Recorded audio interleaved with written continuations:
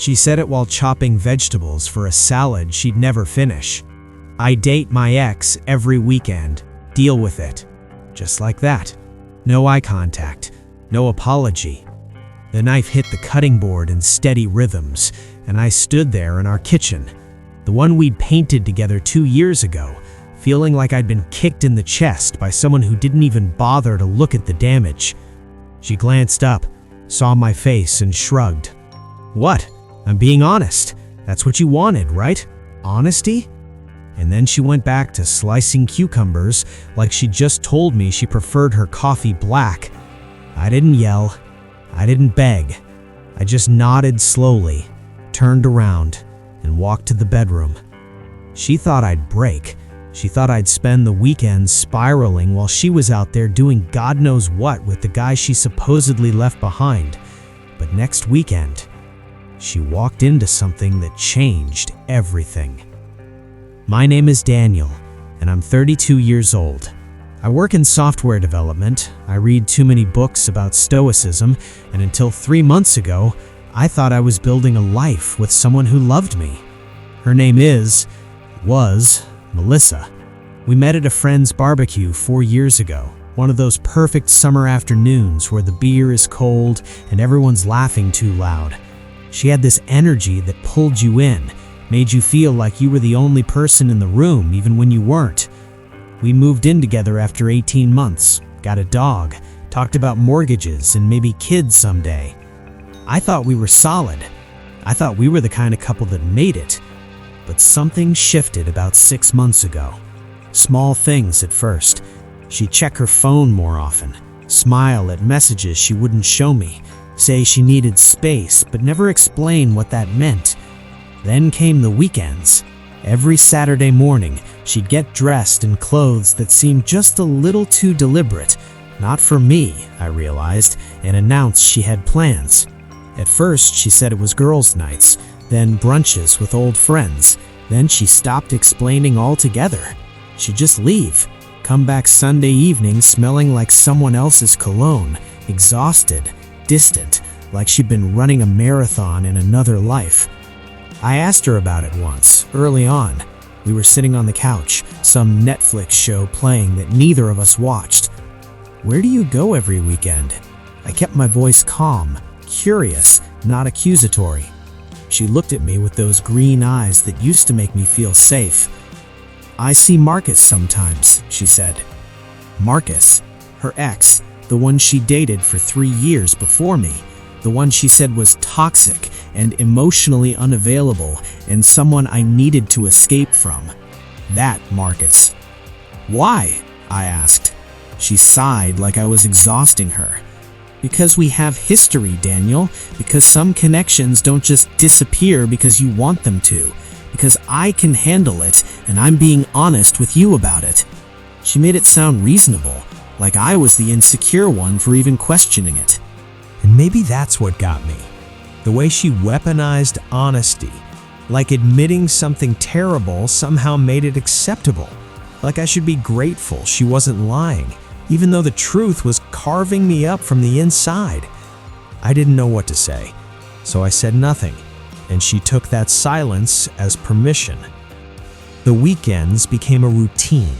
She'd leave Saturday morning, sometimes Friday night. I'd stay home with Cooper, our golden retriever, who seemed to sense something was wrong because he'd rest his head on my lap and stare at me with those soulful eyes that dogs have when they know you're hurting. I'd work on side projects, go to the gym, meet up with my buddy James for beers.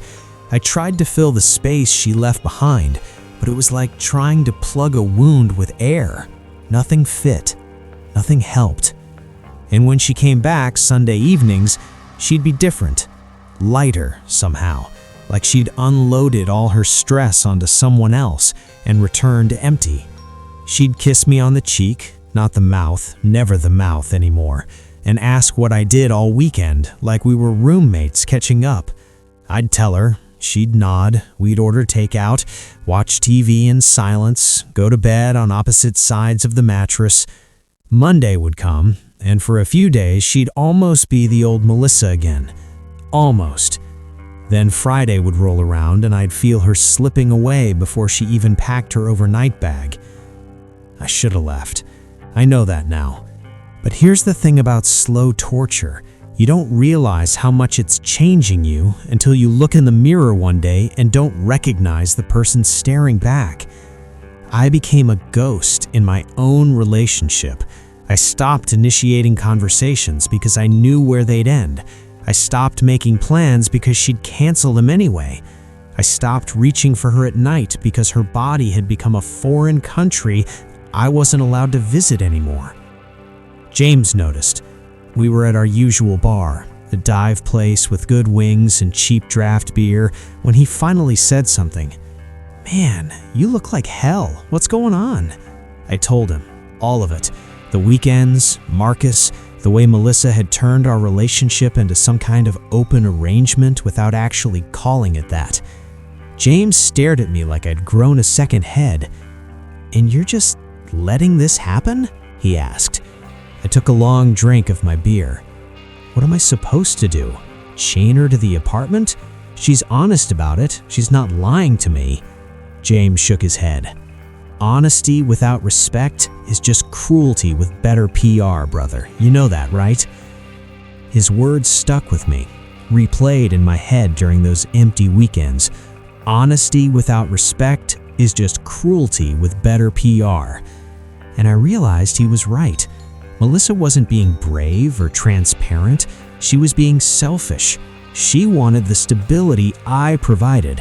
The home, the routine, the safe place to land, while getting whatever Marcus gave her on the side.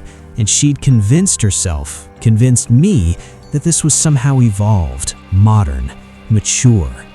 But I wasn't angry. That's the strange part. I should have been furious, should have smashed plates and demanded answers and kicked her out. Instead, I just felt calm, detached, like I was watching my own life from above, seeing the patterns clearly for the first time. And in that clarity, something shifted. I stopped caring about changing her mind. I stopped hoping she'd wake up one morning and choose me. Instead, I started thinking about what I wanted, what I deserved, what came next. I didn't make a big plan. I just started moving differently. Small changes. I went back to the gym 5 days a week instead of 3, reconnected with friends I'd neglected, started reading again, real books that made me think. I got a haircut, updated my wardrobe, took Cooper on longer walks through the city. I wasn't trying to make Melissa jealous. I was trying to remember who I was before I became the guy who accepted crumbs from someone who used to give me the whole damn meal. And then I ran into Sarah. Sarah worked in my building, different company, same floor. We'd exchanged polite elevator conversation for months. Weather, coffee preferences, weekend plans. She was funny, sharp, had this easy confidence that didn't need to announce itself. We'd never hung out outside work, but one Friday afternoon we ended up leaving at the same time and she asked if I wanted to grab a drink. Nothing romantic, just two people unwinding after a long week. I almost said no. Almost went home to wait for Melissa to leave so I could spend another weekend alone. But something made me say yes. We went to a wine bar near the office, talked for 3 hours. She told me about her recent divorce, how her ex-husband had slowly made her feel invisible until she didn't recognize herself anymore. I told her about Melissa, about the weekends, about feeling like a placeholder in my own relationship. Sarah listened without judgment, without offering easy answers, and when we finally left, she hugged me and said something I'll never forget. "You teach people how to treat you, and right now you're teaching her that you're optional." I went home that night and found Melissa packing for another weekend with Marcus. She barely looked at me. "I'll be back Sunday," she said, zipping up her bag. I nodded. "Okay." She paused, seemed surprised I didn't push back. "Would you ask where I'm going?" I met her eyes. "Would it matter if I did?" She looked away. "I guess not." And then she left. That was the night everything crystallized. I sat on our couch with Cooper's head in my lap, and I made a decision. Not out of revenge or spite or even hurt anymore, just out of clarity. I was done. done being the safe option, done being the guy who waited around while someone I loved chose someone else every single weekend, done accepting honesty that felt like betrayal dressed up in transparency. But I didn't tell her that Saturday night when she texted asking if I'd fed Cooper. I didn't tell her Sunday when she came home and asked what I'd done all weekend. I just smiled and said, "Not much. How was yours?" She shrugged. "Fine." And we went back to our routine. Except I wasn't in the routine anymore. Not really. I was watching it from the outside, making mental notes, planning my exit. The next week, Sarah and I got lunch, then coffee. Then we started texting outside of work. Nothing inappropriate, just two people who understood what it felt like to be taken for granted, finding comfort in someone who actually saw them. She made me laugh, made me remember what it felt like to have someone genuinely interested in what I had to say. We weren't dating, we weren't even flirting really, but something was building, something warm and unexpected and real. Melissa didn't notice, or if she did, she didn't care. She was too busy preparing for her next weekend with Marcus, too busy living in whatever fantasy she'd constructed where she could have everything and sacrifice nothing. I watched her Friday night, getting ready with that familiar ritual, the perfume, the carefully chosen outfit, the way she checked her phone every 2 minutes. And I felt nothing. No jealousy, no sadness, just a distant kind of pity. "Have a good weekend," I said as she headed for the door. She paused, turned back. For a moment, something flickered in her eyes. Guilt, maybe, or recognition that something had changed. But then it was gone. "You too," she said, and she left. I didn't spend that weekend alone. Sarah had invited me to a gallery opening her friend was hosting. Art wasn't really my thing, but I went anyway. We wandered through rooms full of abstract paintings, making up ridiculous interpretations that had us both laughing too loud for the sophisticated crowd around us. Afterward, we got dinner at a Thai place she loved, talked until they kicked us out at closing.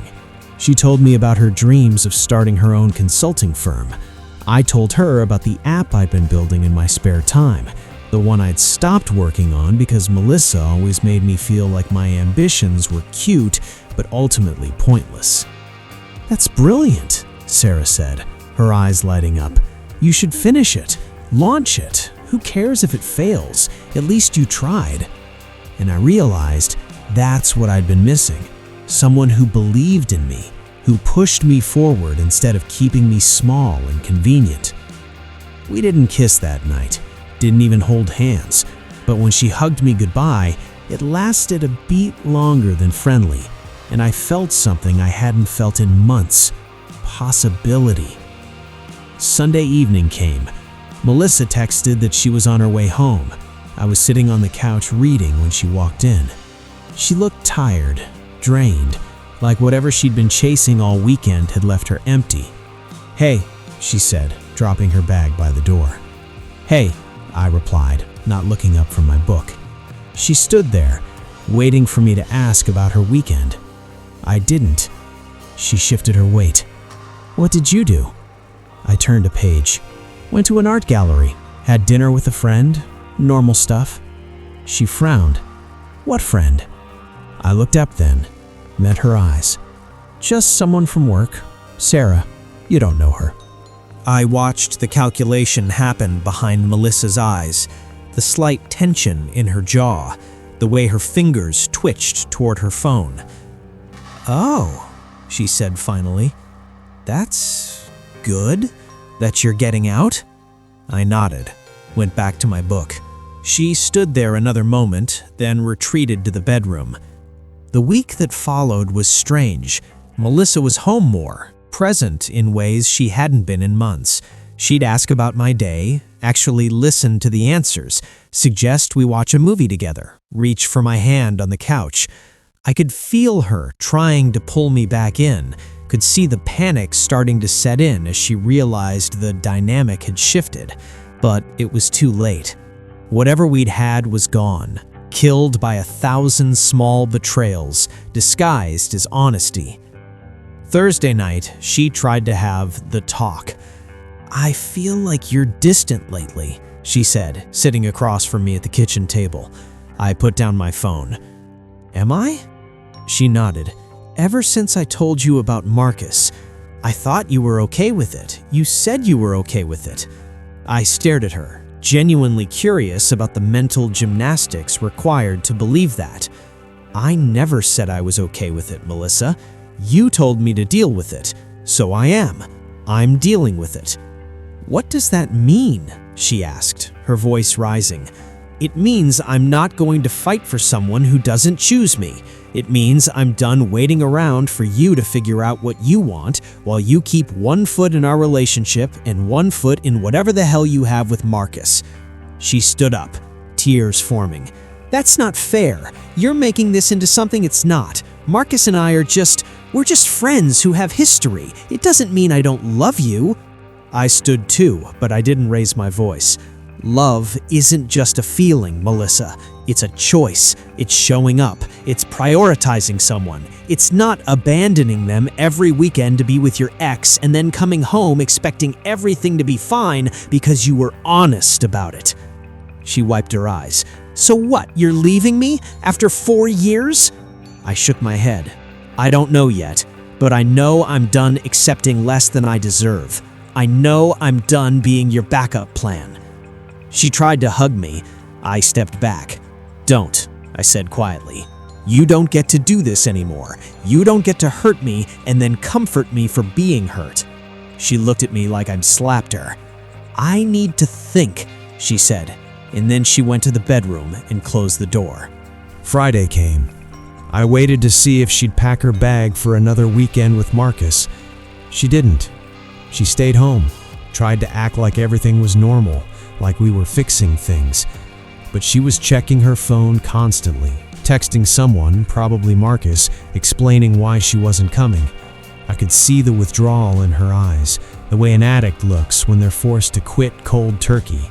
She wanted to go, needed to go, but she was trying to prove something, trying to show me I mattered more. Except it was too late for gestures, too late for sudden course corrections. You can't treat someone like they're disposable for months and then suddenly decide they're precious when you realize they might actually leave. Saturday morning, I woke up early. Melissa was still asleep.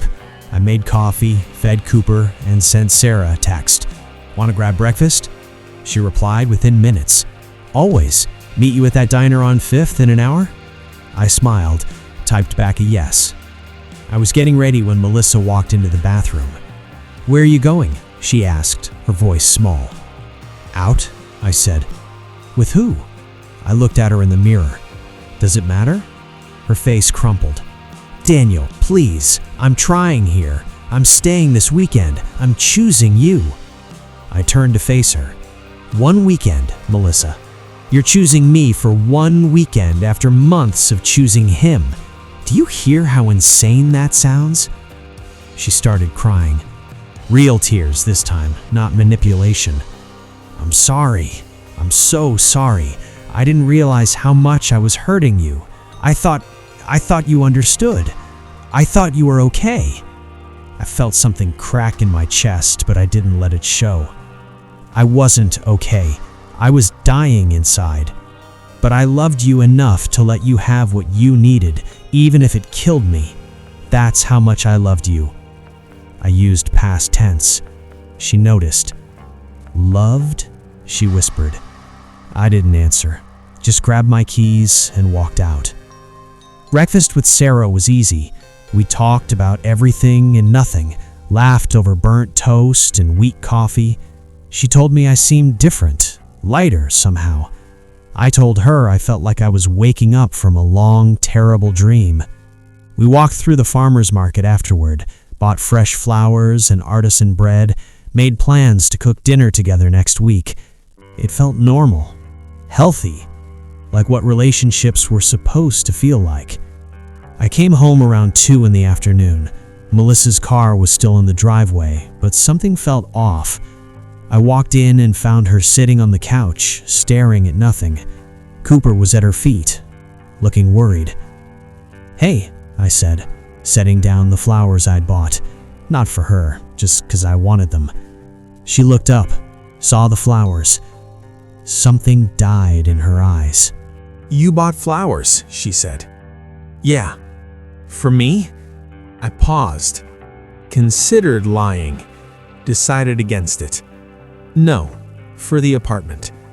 She laughed, but it was broken. "Right, of course." She stood up. "I called Marcus earlier, told him I couldn't see him anymore, that I needed to focus on us." I nodded. "Okay? That's it? Just okay?" I set the flowers down. "What do you want me to say, Melissa? That I'm proud of you for doing the bare minimum? That I'm grateful you finally stopped dating your ex while we're supposed to be in a committed relationship? What exactly am I supposed to celebrate here?" She flinched. "I want you to say it matters. I want you to say we can fix this." I looked at her, really looked at her, and felt a wave of sadness for what we'd been and what we'd never be again. "I don't know if we can. I don't know if I want to." Her face went pale. "What? You broke something, Melissa. You broke trust, you broke respect, you broke me, and now you want me to just get over it because you've decided you're ready to try? It doesn't work like that." She was crying again. "I love you. I know I messed up, but I love you." I believed her. That was the worst part. I believed she loved me in whatever limited way she was capable of. But love without respect, without consideration, without sacrifice, that's not enough. "I know you do," I said softly, "but it's not enough anymore." She spent the rest of the weekend trying to convince me to stay, making my favorite meals, suggesting we go to couples therapy, promising to change, to be better, to choose me every single day. And part of me wanted to believe her. Part of me wanted to rewind 6 months and tell her to stay home that first Saturday, to fight for us before everything fell apart. But I couldn't unknow what I knew now, couldn't unfeel the months of being second choice, couldn't forget the version of myself I'd become while trying to be enough for someone who kept looking elsewhere. Monday morning, I called a real estate agent, started looking at one-bedroom apartments. I didn't tell Melissa yet. I needed to know my options, needed to have a plan before I pulled the trigger. James helped me look at places that week. Sarah helped me think through what I actually wanted in a space, in a life. And for the first time in months, I felt like I was moving towards something instead of just surviving. Melissa must have sensed it. She started asking questions. Where was I going after work? Who was I texting? Why did I seem so distant? And I answered honestly, because unlike her, I didn't think honesty was a weapon. I told her I was looking at apartments. I told her I was spending time with friends who actually made me feel valued. I told her I was building a life that didn't revolve around waiting for her to decide I was worth staying for. She accused me of having an affair with Sarah, screamed it at me one night after too much wine. "You're sleeping with her, aren't you? That's what this is really about. You found someone else and now you're using what I did as an excuse to leave." I stared at her, amazed at the projection. "I'm not sleeping with anyone, Melissa. I'm not you. But even if I were, even if I'd done exactly what you've been doing for months, you'd still have no right to be angry. You wrote the rules for this relationship. You taught me that needing someone else is acceptable. You don't get to be mad that I learned the lesson." She slapped me. Not hard, but enough to shock us both. She stepped back, hand over her mouth, horror in her eyes. "I'm sorry. God, I'm so sorry. I didn't mean to." I held up a hand. "I'm done, Melissa. I'm finding a place, I'm moving out, and we're done." "No," she said, shaking her head frantically. "No, we can fix this. Please, Daniel, please don't leave. I'll do anything. I'll never see Marcus again. It's not about Marcus anymore," I said quietly. "It's about the fact that you hit me just now. It's about the fact that you only want me now that I'm leaving. It's about the fact that for months you made me feel like I wasn't enough, and now you're making yourself the victim when I finally agree with you." I slept at James's place that night, and the next night, and the night after that. Melissa called constantly, texted paragraphs of apologies and promises and desperate pleas. I read them all, felt the weight of her regret, and still knew I was making the right choice. 2 weeks later, I signed a lease on a small apartment downtown. Big windows, exposed brick, space for all my books. I started moving my stuff out while Melissa was at work. She'd stopped going to see Marcus, I knew, because she told me repeatedly, like it was some grand sacrifice that should absolve everything. But I'd stopped caring about Marcus weeks ago. This wasn't about him. This was about me reclaiming the parts of myself I'd abandoned to make room for someone who didn't appreciate the space. The Saturday I moved the last of my things, I came back one final time for Cooper's stuff. Melissa was there. I'd hoped she wouldn't be. She looked terrible, hadn't been sleeping, probably hadn't been eating. Part of me felt guilty. The larger part remembered every weekend I'd felt exactly this terrible while she was with someone else. "You're really leaving," she said, standing in the kitchen where this had all started months ago. "I really am." "What about Cooper?" She knew the answer. Cooper was mine. I'd gotten him as a puppy before we even met. "He's coming with me." She nodded, tears streaming down her face. "What about us?" I set down the dog bed I'd been holding. "There is no us, Melissa. There hasn't been for a while. You just didn't notice because I was too tired to fight about it." "I noticed," she whispered. "I noticed you were pulling away. That's why I stayed last weekend. That's why I ended things with Marcus.